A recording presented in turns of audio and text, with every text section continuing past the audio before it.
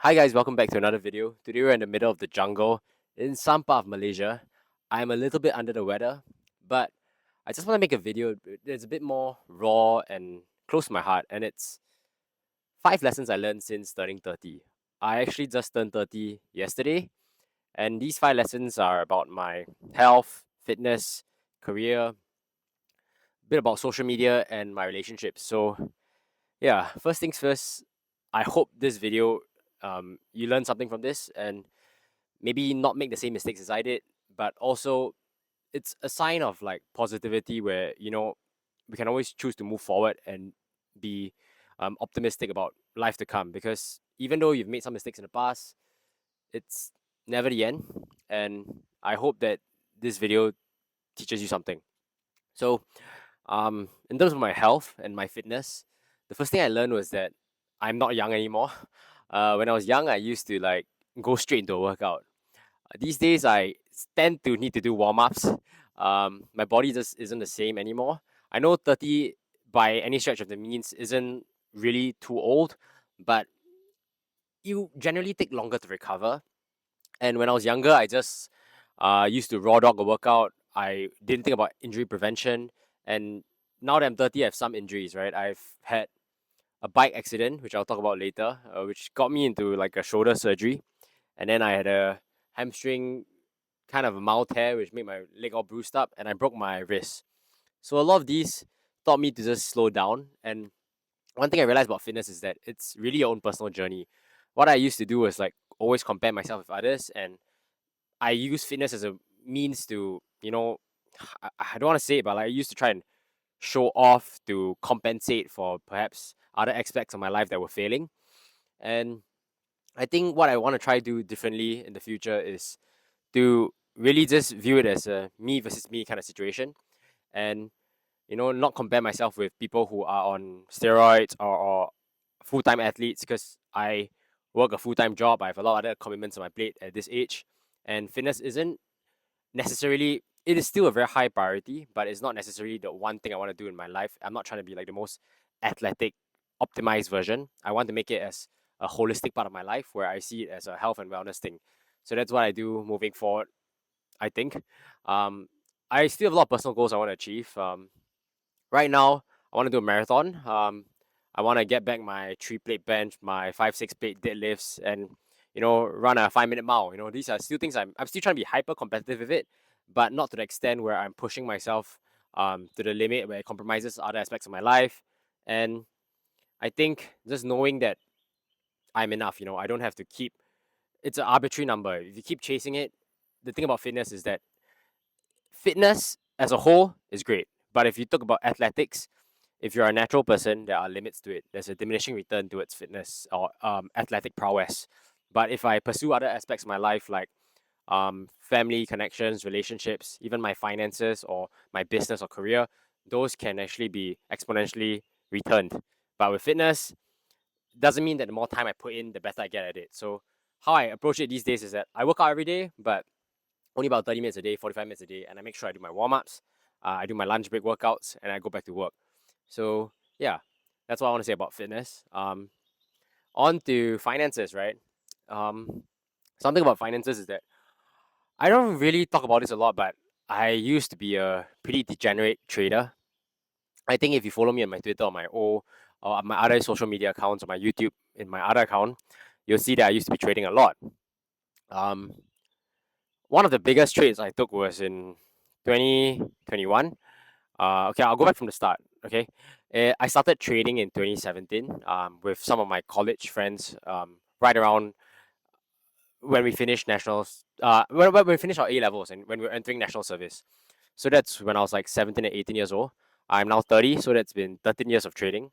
The first half of it was pretty bad. I mean, it wasn't not profitable, but it was bad in terms of how I approached it.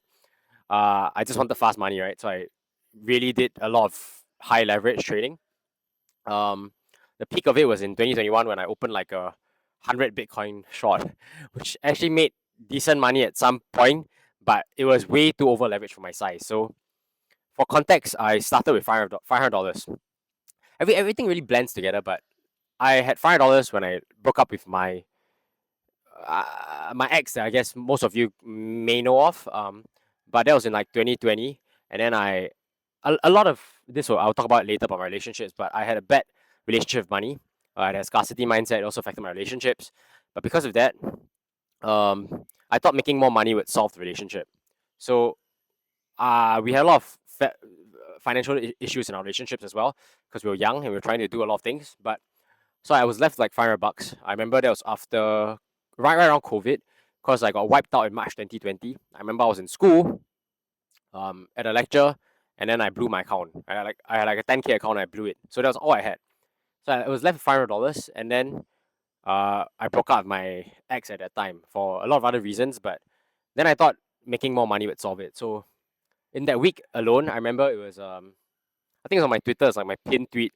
The reason I pin it is not because I think it's a very big win. I pin it because it's a reminder of like how I used to be and things I want to do to change it. But that's my personal reason. So I think it was around like February 14th to February 21st. I remember it was Valentine's Day on 2021 or 2020. I think 2021. And then I turned $500 into almost 500K in a week. And that sounds crazy, but it was during the COVID crash. There was a lot of volatility. I shorted it on the way down. I longed it on the way up when Trump did quantitative easing and printing money. And then I made a lot of money from that. That was my first big win. But obviously, the kind of leverage I was using was probably like 20, 30 times. So it wasn't like 100 times leverage.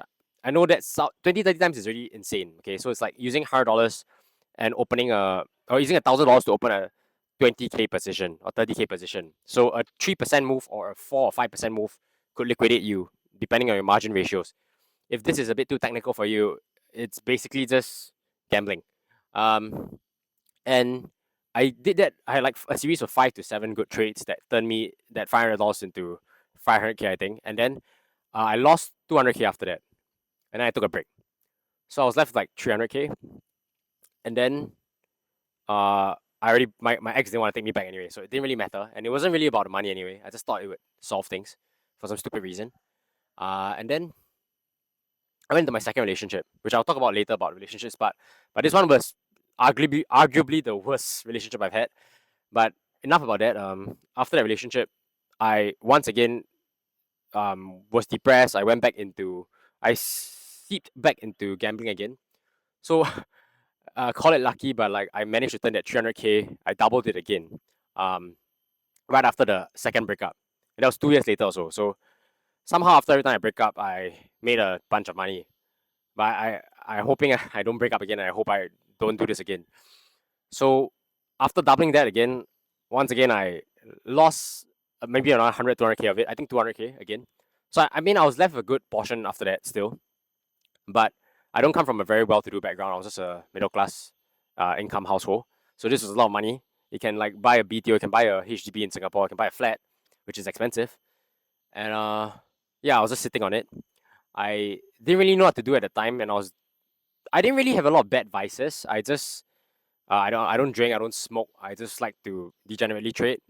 And I would say yes, a huge proportion of that is luck and timing, but there were some technical skills. I don't want to try and think that I had skill involved in it because if I think that way, I'll try and replicate it again.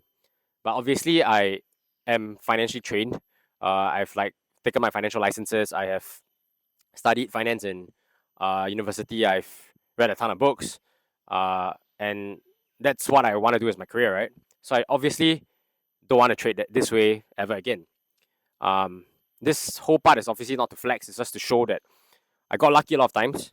I got burned a few times, and my last burn was actually not that far back. It was actually like April 2025 when Trump did the tariffs. But okay, Trump did the tariffs. I was in a flight. If you go look at my other channel, which I took it down already, I was on like a flight to Australia and I turned 3K into 200K and I lost the whole thing. So that's also one of my bigger losses. That was April last year. But this one was a little bit better managed than the last two ones because I do this thing called like a core satellite portfolio. If you don't know what that is, it's basically the satellite portfolio is a portion that you are willing and able to lose, and it's something that you take a bit more riskier bets. Your core portfolio is basically what I do with like my dividend portfolio, my more stable tranches. So the satellite portfolio was just a 3K that was left over from one of my random trading accounts, and I tried to run that up. But yeah, obviously I lost the whole thing, and this one didn't hit me as bad as the last few ones. Obviously, the sum of money is also a large sum, but the reason why it didn't hit me as bad is because I did it a bit more prudently. It took a bit more time. I wasn't as high of a leverage. I was about 5 to 10 times, which is still relatively high, but it was on my satellite portfolio, which was meant for such things.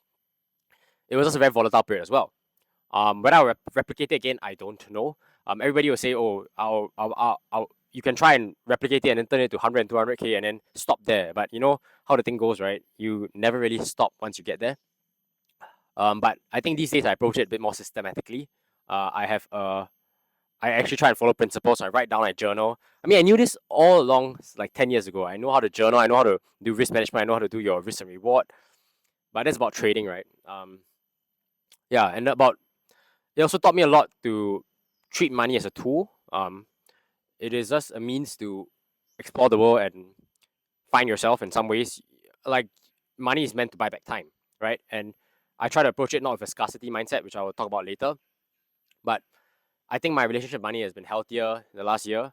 And that also blends into my relationships, right? Like in the past, I had a really scarce mindset, and I think one of the reasons I broke up my first girlfriend, that most of you guys know, is because I was quite, in a colloquial term, it's like giam siap. I didn't want to spend money.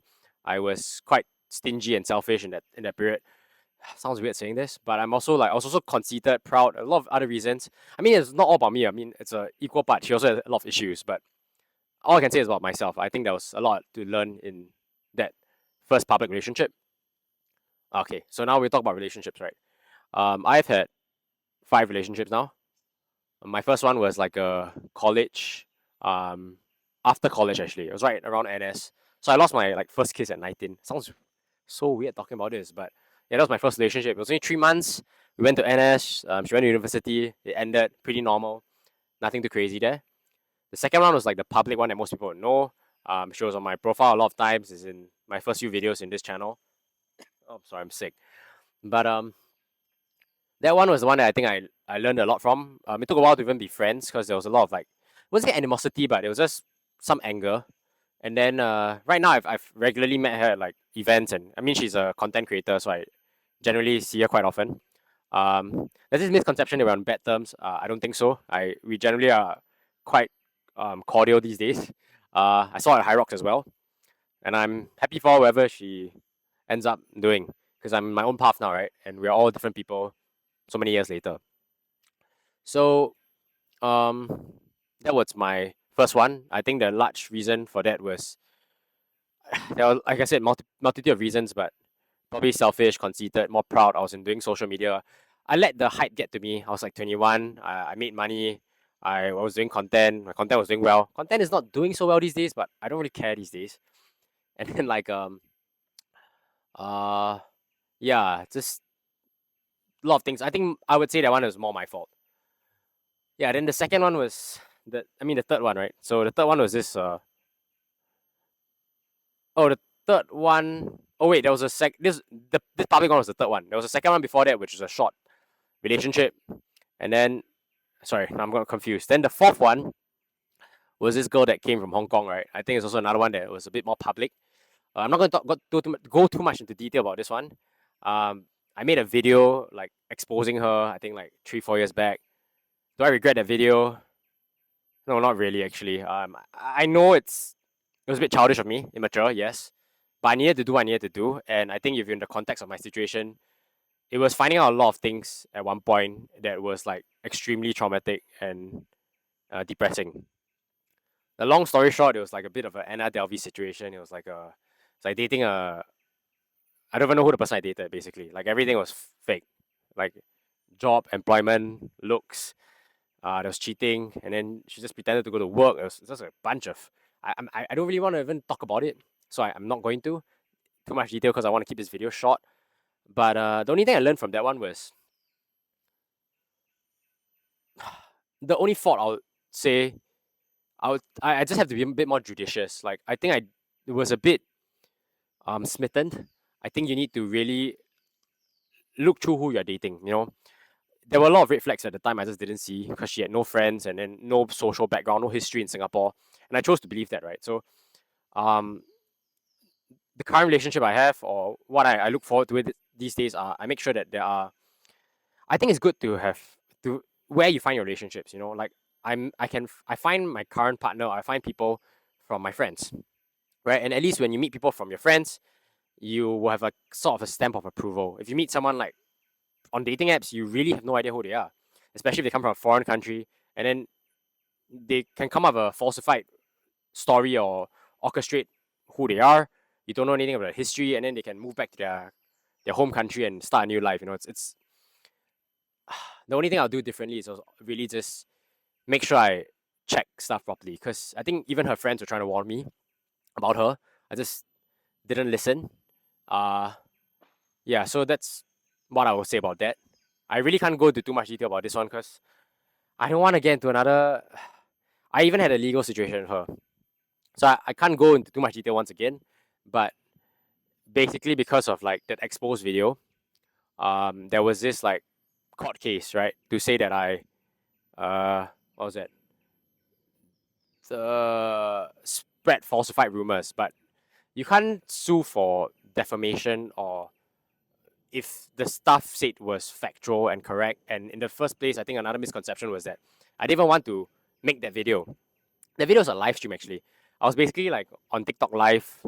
Um, I and then she chose to do like a public TV thing in her other country that she went back to, and because of that, a lot of the rumors started circulating around. A lot of people asking me questions about her past, which I didn't even know.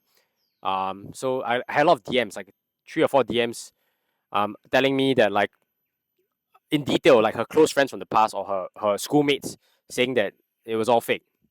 And that was when I started finding out everything. And then at that point, I was hospitalized for my shoulder surgery because that breakup I only thought it was a cheating, right? So after I thought she cheated, she did cheat, right? After that I went to Thailand to backpack, and then I was on a motorbike. I was depressed. I was a bit suicidal. I actually attempted suicide once, and then I fell off a bike, and then I tore my shoulder and my labrum and everything else. And then that also got me very depressed because I pegged a lot of my self worth to my fitness, and because I couldn't bend, I couldn't like use my upper body, and I was getting fat and skinny at the same time. Skinny fat, I don't know, like I just didn't work out. It got me very depressed. And then when I was in hospital, it was the exact moment where all these DMs came flooding in because she tried to take part in some pageantry thing, right? And then I found everything out. And then I was on live stream ranting, and then she tried to sue me, right? But obviously, you can't sue someone if it's true. Uh, yeah, that's all I'm gonna say about this. Um, then moving forward, I'm in a long term relationship now. I'm not going to talk too much about my relationship because the one thing I learned about relationships, I should also speak slower, is that I don't have to put it online. I don't have to tell people about it. Nobody needs to even know about my love life or my personal life because that's something that's it's very dangerous in this age of social media, and that's also another point I'm going to go into about social media. So that's a segue into the next point, which is I know I had one quote I wanted to say here. Although I say I didn't prepare this video, there's something I want to tell you guys is that with social media, the one thing I learned is that it's similar with finance. When I'm trading, right, I don't let a win get to my head. I don't let a loss get to my heart. In social media, you don't let a compliment get to your ego, and you don't let a criticism put you down. Um, that way, right, you don't feel affected by either extremes. Let's say you're trading and you lose a big sum of money. Um, if you get very depressed about it, it probably means that you were too high leverage or taking too much risk. And if you celebrate too much on a win, you can clearly tell that you're inexperienced. Same with social media. If you let a compliment get your head, then subsequently and similarly, criticism will put you down a lot. So obviously, I have my fair share of haters and naysayers in my life doing content. I think that's part of the job. I don't really mind it. The only danger is if people spread falsified rumors and stuff. A big rumor that I had to deal with for the last 10 years is that I out of course from army. like NDU. And I talked about this a million times already. I'm not even going to go too much details here again because I don't really want to talk about this video anymore. It's not even consequential to my life anymore because I've been out of army for 12 years. But I had one guy that was hating on me for 12 years. Uh, long story short is that there was a commotion in army. Okay, this guy wanted to book out. He punched me, and then because of that, his best friend or whatever his good friend thought that because of that I left the unit. By reality, I was actually taking my A levels at that time. I didn't tell anybody. I was studying late nights in the bunks all alone. And I sneaked off after the night missions in. So the naval diving unit is like this I would say it's like this special force elite unit in the national service, which is conscription army in Singapore. Um, this guy probably didn't like me because I was also his like platoon leader or whatever. And the reason I had a rank is because, like I said, I don't think I'm a very good leader. I just think that they gave me the rank because I ran fast and I was fit. So yeah, this guy punched me, and the real reason he punched me that this guy doesn't know and nobody else knows is because I think his girlfriend at the time was talking to me. He was not happy, and he wanted to book out me his girlfriend or some reason, something like that. It's eons ago. Everybody's married, move on. We don't have to do NS anymore because in that unit you MR or you get off. You finish your reservice faster. So after 2 years of conscription, you actually do 10 years of reservice. For the naval diving unit, you only have to do 6 years. Everybody has moved on except this guy, and I know who this guy is, but honestly, it's not a big deal. He just spreads rumors all the time, and I know he's in a bad place in life right now. He broke up. He's sad. He's just lonely and wants to talk shit. It's so regular that like even like 2 months ago, I got DMs from like I know it's him because he write Reddit threads about me and then says that like I was his batchmate in army, blah blah blah. People don't like him, blah blah blah. I regularly meet like people in my army and my friends. I don't think we're on bad terms. It's just this one guy that's a bit toxic, but I know people who hate probably are in a more unfortunate situation in life. So so be it. Um, I know I went off tangent there, but that rant was like a long time coming. I know I had a whole full detailed rant I wanted to do about this, but I don't see the need to anymore.